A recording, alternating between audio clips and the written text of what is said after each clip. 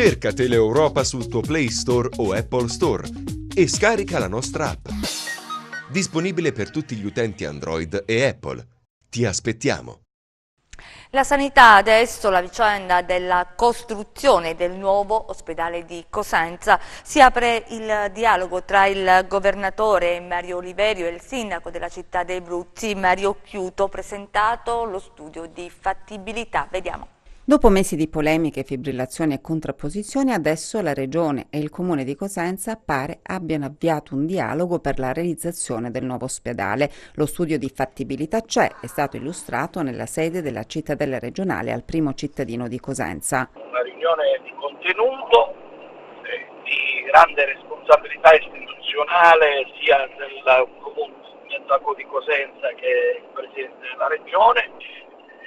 L'obiettivo è la costruzione del più grande ospedale calabrese.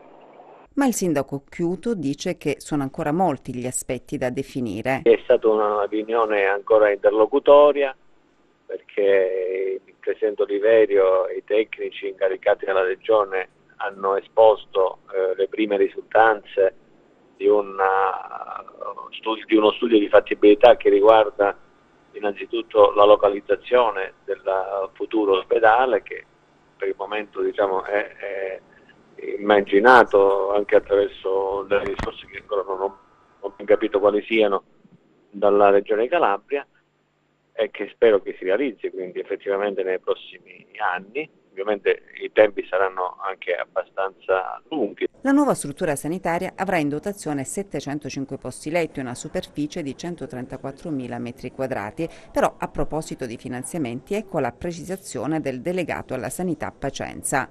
Nel patto per la Calabria, sottoscritto lo scorso anno tra il Presidente Renzi e il Presidente Oliverio, c'è la posta finanziaria per il nuovo ospedale di Cosenza. Questo è un obiettivo vero. In questi giorni abbiamo rafforzato il rapporto con l'INAIL, l'Istituto Nazionale degli Infortuni sul Lavoro, che concede anche mutui per quanto riguarda infrastrutture di grande utilità sociale, e un ospedale del genere è una struttura di grande utilità sociale, quindi noi siamo in campo. Resta il nodo del sito, 3 le aree ipotizzate per la localizzazione del nuovo ospedale, ossia località Moio, località Vagliolise e località Via degli Stadi. Su ogni ipotesi lo studio prevede le criticità e i pro e contro delle ipotesi, e poi si tratta di fare una valutazione tenendo conto dell'insieme. Noi avevamo proposto la zona dell'attuale area ospedaliera allargata fino al Mariano Santo per evitare di abbandonare un sito importante a sud. Ci saranno altri incontri nei prossimi giorni per un confronto tecnico sui contenuti dello studio di fattibilità.